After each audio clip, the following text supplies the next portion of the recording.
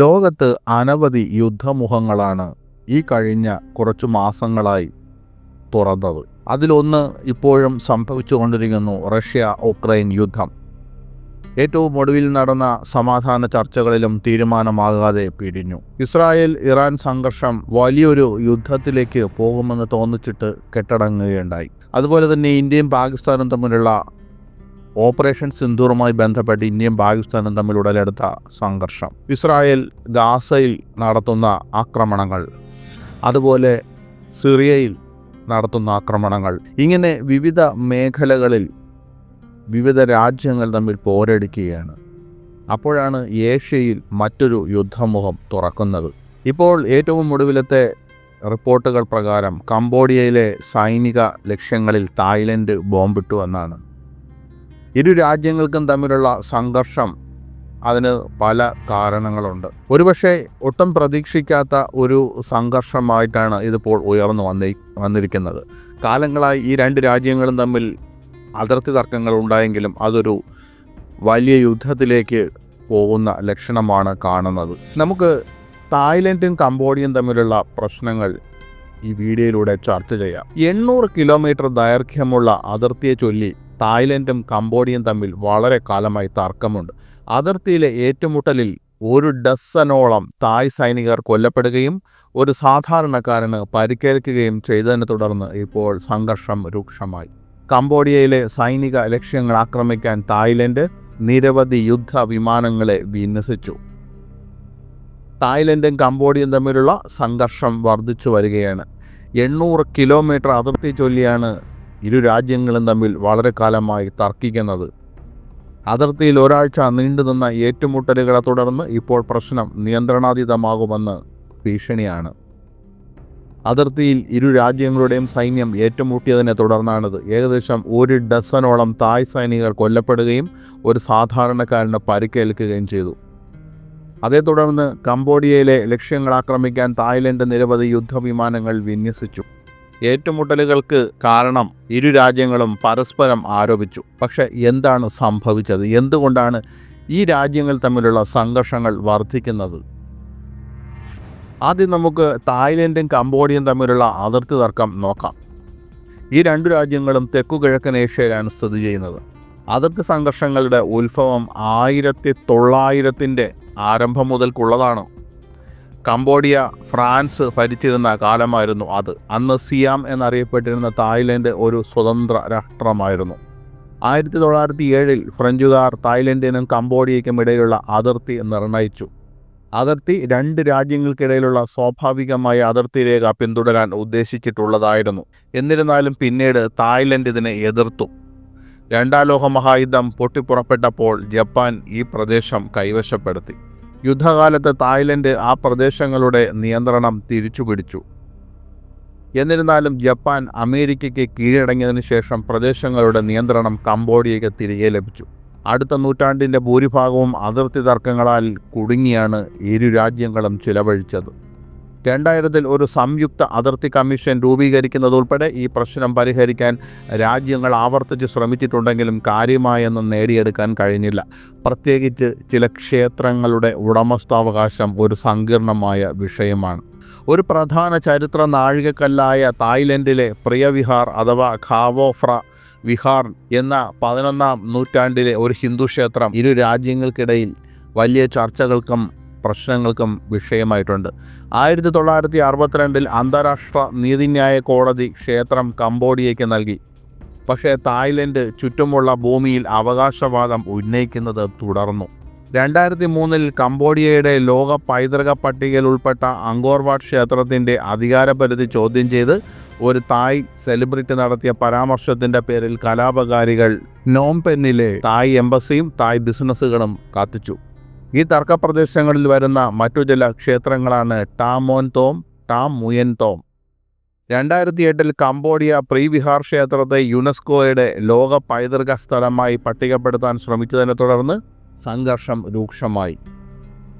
ഇത് വർഷങ്ങളോളം ഏറ്റുമുട്ടലുകൾക്കും കുറഞ്ഞത് 1 ഡസനോളം മരണങ്ങൾക്കും കാരണമായി. 2011-ൽ ഒരാഴ്ച നീണ്ടുനിന്ന പീരങ്കി ആക്രമണത്തിനിടെ ഉണ്ടായ ആക്രമണത്തിനും ഇത് കാരണമായി. ഈ സംഭവം ഒരു വലിയ പൊട്ടിത്തെറി ഉണ്ടായി. 1 ഡസൻ പേർ കൊല്ലപ്പെടുകയും ആയിരക്കണക്കിന് ആളുകളെ കുടിയിറക്കുകയും ചെയ്തു.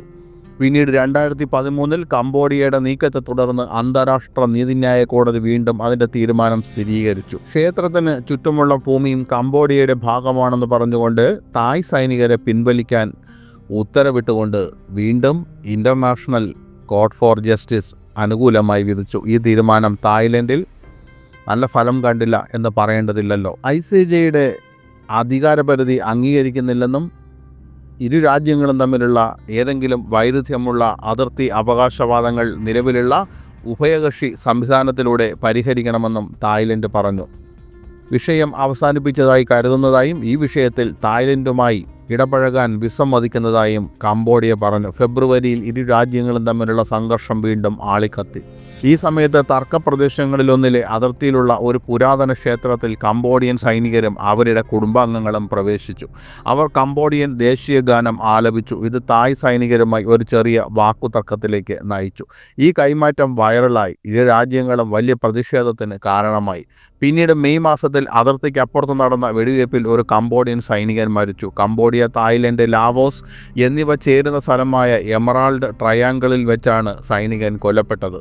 അതിർത്തിയിലെ ഒരു സൈനിക പോസ്റ്റിന് നേരെ തായ് സൈനികർ വെടിയുതിർത്തതായി കംബോഡിയ അവകാശപ്പെട്ടു. എന്നിരുന്നാലും തങ്ങളുടെ സൈനികർ സ്വയം പ്രതിരോധിക്കുക മാത്രമാണ് ചെയ്തതെന്നും കംബോഡിയൻ പട്ടാളക്കാർ ആദ്യം വെടിവെച്ചതായും തായ്ലൻഡ് അവകാശപ്പെട്ടു. ഈ സംഭവം ഇരു വിഭാഗങ്ങളെയും പ്രകോപിപ്പിച്ചു. തുടർന്ന് ജൂണിൽ ഈ രാജ്യങ്ങൾക്കിടയിൽ ഒരു രാഷ്ട്രീയ തർക്കം പൊട്ടിപ്പുറപ്പെട്ടു. ഇത് തായ് പ്രധാനമന്ത്രി പെയ്റ്റോൺ ടാം ഷിനാവത്രയെ താൽക്കാലികമായി സസ്പെൻഡ് ചെയ്യുന്നതിലേക്ക് നയിച്ചു. ജൂൺ 15 തായ് പ്രധാനമന്ത്രി പെയ്റ്റോൺ ടാം ഷിനാവത്രയും കംബോഡിയയുടെ മുൻ നേതാവും ഇപ്പോഴത്തെ സെനറ്റ് പ്രസിഡന്റും നിലവിലുള്ള പ്രധാനമന്ത്രി ഹൂൻമാനിൻ്റെ പിതാവുമായ ഹൂൻ സെന്നും തമ്മിലുള്ള ചോർന്ന ഫോൺ കോളാണ് വിവാദത്തിന് കാരണം. താൻ സംഭാഷണം റെക്കോർഡ് ചെയ്തതായും കുറഞ്ഞത് 80 ആളുകളുമായി അത് പങ്കിട്ടതായും ഹൂൻ സെൻ ഫേസ്ബുക്ക് പോസ്റ്റിൽ എഴുതി. കോളിൽ അതിർത്തിയിലെ സംഘർഷത്തെക്കുറിച്ചും മാരകമായ ഏറ്റുമുട്ടലിന് ശേഷം ഏർപ്പെടുത്തിയ നിയന്ത്രണങ്ങൾ നീക്കണമോ എന്നതിനെക്കുറിച്ചും ഇരുവരും ഒരു പരിഭാഷകനിലൂടെ സംസാരിക്കുന്നതായി കേൾക്കാം. ഈ പിരിമുറുക്കത്തെക്കുറിച്ച് ചർച്ച ചെയ്യാൻ കംബോഡിയൻ രാഷ്ട്രതന്ത്രജ്ഞൻ ഹൂൻ സെന്നിനെ പെയ്റ്റോങ് ടാൻ വിളിച്ചപ്പോൾ അവർ അദ്ദേഹത്തെ അമ്മാവനെന്ന് വിളിക്കുകയും ഒരു തായ് സൈനിക കമാൻഡറെ തൻ്റെ എതിരാളി എന്ന് പരാമർശിക്കുകയും ചെയ്തുവെന്ന് ഒരു ചോർന്ന റെക്കോർഡിംഗ് ടേപ്പ് പ്രകാരം ഷിനാവത്രയ്ക്ക് തിരിച്ചടിക്ക് കാരണമായി. അതിർത്തി തർക്കത്തിൽ കംബോഡിയയെ പരസ്യമായി വിമർശിച്ച തായ് പ്രാദേശിക സൈനിക കമാൻഡറെ ശ്രദ്ധിക്കരുതെന്നും അയാൾ തൻ്റെ എതിരാളിയെന്നും പെയ്റ്റോങ് ടാൻ ഹൂൻ സെന്നിനോട് ആവശ്യപ്പെട്ടു. നിങ്ങൾക്ക് എന്തെങ്കിലും വേണമെങ്കിൽ അത് ഞാൻ ചെയ്തു തരാമെന്നും അവർ പറഞ്ഞു. ഹൂൻ സെന്നിനെ പ്രീണിപ്പിക്കാൻ പെയ്റ്റോൺ ടാൻ അതിരുകടന്നുവെന്നും പ്രത്യേകിച്ച് സൈനിക കമാൻഡറെക്കുറിച്ചുള്ള അവരുടെ പരാമർശങ്ങൾ തായ്ലൻഡിൻ്റെ താൽപ്പര്യങ്ങൾക്കും പ്രതിച്ഛായയ്ക്കും കോട്ടം വരുത്തിയെന്നും വിമർശകർ ആരോപിച്ചു. ഒരു വിദേശ സർക്കാരിനെ പ്രീണിപ്പിക്കുന്ന നടപടിയാണ് തായ്ലൻഡ് പ്രധാനമന്ത്രിയുടെ ഭാഗത്തു നിന്നുണ്ടായത് എന്നതിനാൽ കടുത്ത പ്രതിഷേധമായിരുന്നു രാജ്യത്ത് അരങ്ങേറിയത്. പെയ്റ്റോങ് ടാൻ അതിനുശേഷം ക്ഷമാപണം നടത്തി. എന്നിരുന്നാലും തൻ്റെ പരാമർശങ്ങൾ തായ്ലൻഡിന് ഒരു ദോഷവും വരുത്തിയിട്ടില്ലെന്ന് അവർ വാദിച്ചു. തൻ്റെ അഭിപ്രായങ്ങൾ ഒരു ചർച്ചാ തന്ത്രമാണെന്ന് അവർ വാദിച്ചു. 38 വയസ്സുള്ള പെയ്റ്റോങ് ടാൻ ഷിനാവത്ര കുടുംബത്തിൽ നിന്ന് പ്രധാനമന്ത്രിയായ 3ാമത്തെ അംഗമാണ്. അവരുടെ പിതാവ് തക്സിനും അമ്മായി ഇംഗ്ലക്കും അട്ടിമറിയിലൂടെ പുറത്താക്കപ്പെട്ടു. അവരുടെ സസ്പെൻഷൻ കുടുംബത്തിൻ്റെ രാഷ്ട്രീയ പതനം ആവർത്തിക്കാനുള്ള സാധ്യത ഉയർത്തുന്നു. എന്നാൽ ഇപ്പോൾ നടന്ന ഏറ്റവും പുതിയ പൊട്ടിത്തെറിയുടെ കാരണമോ? ഏറ്റവും പുതിയ പൊട്ടിത്തെറി കഴിഞ്ഞയാഴ്ച ആരംഭിച്ചു. തർക്കപ്രദേശങ്ങളിൽ തുടർച്ചയായി ഉണ്ടായ കുഴിബോംബ് സ്ഫോടനങ്ങളിൽ കുറഞ്ഞത് ഒരു പിടി തായ് സൈനികർക്ക് ഗുരുതരമായി പരിക്കേറ്റതിനെ തുടർന്നാണിത്. ജൂലൈ 23 ഉബോൺ റാച്ചത്താനി പ്രവിശ്യയിലാണ് ആദ്യ സംഭവം നടന്നതെന്ന് തായ്ലൻഡ് അവകാശപ്പെട്ടു. എന്നിരുന്നാലും പ്രീഹ് ബിഹാർ പ്രവിശ്യയിലാണ് സ്ഫോടനം നടന്നതെന്ന് കംബോഡിയ അവകാശപ്പെട്ടു. ജൂലൈ 16 മറ്റൊരു പ്രദേശത്തുണ്ടായ സ്ഫോടനത്തിൽ 3 തായ് സൈനികർക്ക് പരിക്കേറ്റു. ഒരാൾക്ക് ഒരു കാൽ നഷ്ടപ്പെട്ടു. പതിറ്റാണ്ടുകൾക്ക് മുമ്പുള്ള ആഭ്യന്തര യുദ്ധത്തിൽ അവശേഷിച്ച നിരവധി കുഴിബോംബുകൾ കംബോഡിയയിലുണ്ട്.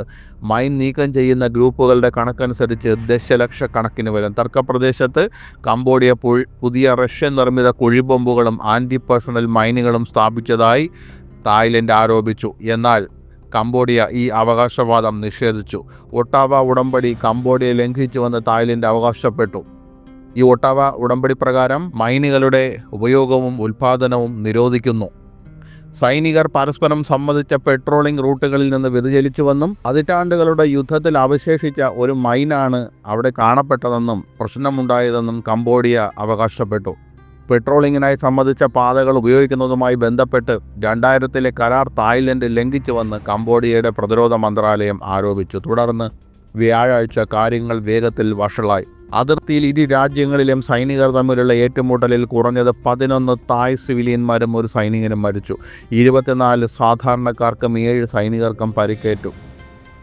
പ്രസാത്ത മൂയൻ തോമിൻ തായ് സൈനികർ യാതൊരു പ്രകോപനവുമില്ലാതെ തങ്ങളുടെ സൈനികർക്ക് നേരെ വെടിയുതിർത്തതായി കംബോഡിയൻ ഉദ്യോഗസ്ഥർ അവകാശപ്പെട്ടു.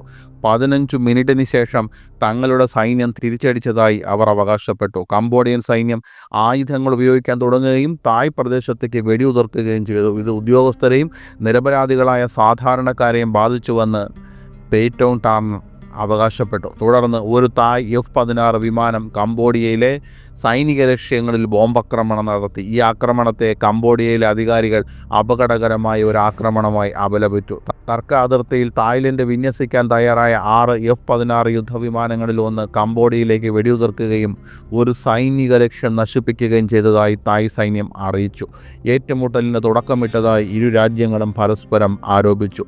ആസൂത്രിതമായ സൈനിക ലക്ഷ്യങ്ങൾക്കെതിരെ ഞങ്ങൾ വ്യോമശക്തി ഉപയോഗിച്ചു, തായ് ആർമി ഡെപ്യൂട്ടി വക്താവ് റിച്ച ലുക്സുവോനോൻ മാധ്യമപ്രവർത്തകരോട് പറഞ്ഞു.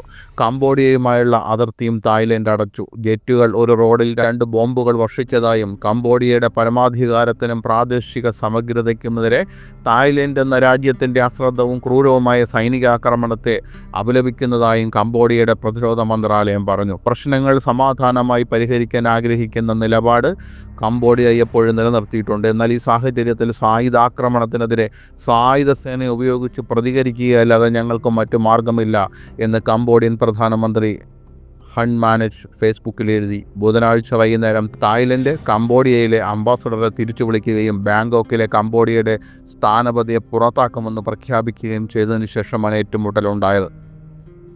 വ്യാഴാഴ്ച രാവിലെ ഒരു തായ് സൈനികത്താവളത്തിന് നേരെ കംബോഡിയൻ സൈന്യം കനത്ത പീരങ്കികൾ ഉപയോഗിച്ചതായും ഒരു ആശുപത്രി ഉൾപ്പെടെയുള്ള സിവിലിയൻ ലക്ഷ്യങ്ങൾ ലക്ഷ്യമിട്ടതായും തായ്ലൻഡ് വിദേശകാര്യ മന്ത്രാലയം അറിയിച്ചു.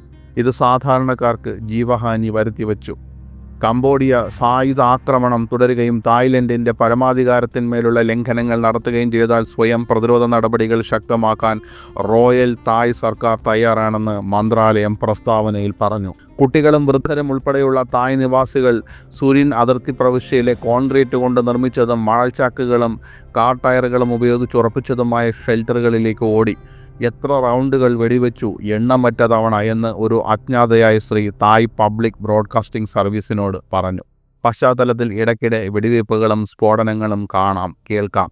തായ്ലൻഡിൻ്റെ വ്യോമാക്രമണങ്ങൾ പ്രകോപനമില്ലാതെയായിരുന്നുവെന്നും അയൽക്കാരനോട് സൈന്യത്തെ പിൻവലിക്കാനും സ്ഥിതി വഷളാക്കുന്ന കൂടുതൽ പ്രകോപനകരമായ നടപടികളിൽ നിന്ന് വിട്ടുനിൽക്കാനും കംബോഡിയയുടെ വിദേശകാര്യ മന്ത്രാലയം ആവശ്യപ്പെട്ടു. എന്നിരുന്നാലും രാജ്യങ്ങൾ തമ്മിലുള്ള തർക്കം അതിർത്തി അവകാശവാദങ്ങൾക്കപ്പുറത്തേക്ക് പോവുകയാണ്.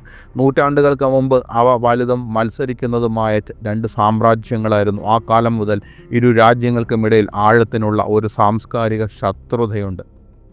കൂടുതൽ ആധുനിക കാലത്ത് ഫ്രഞ്ച് കൊളോണിയലിസവും 1970-കളിൽ കമ്മ്യൂണിസ്റ്റ് ഖമറൂഷിൻ്റെ ക്രൂരമായ ഭരണവും കൊണ്ട് അസ്ഥിരമായ കംബോഡിയയുടെ വികസനം തായ്ലൻഡിനേക്കാൾ വളരെ പിന്നിലായതിനാൽ മോശം വികാരങ്ങൾ ഇരു രാജ്യങ്ങൾക്കിടയിൽ നിലനിൽക്കുന്നു. ബോക്സിംഗ്, മാസ്ക് നൃത്തം, പരമ്പരാഗത വസ്ത്രങ്ങൾ, ഭക്ഷണം എന്നിവയുൾപ്പെടെയുള്ള സാംസ്കാരിക ഉൽപ്പന്നങ്ങളുടെ അവകാശവാദത്തിനായും ഇരുവരും പോരാടിയിട്ടുണ്ട്.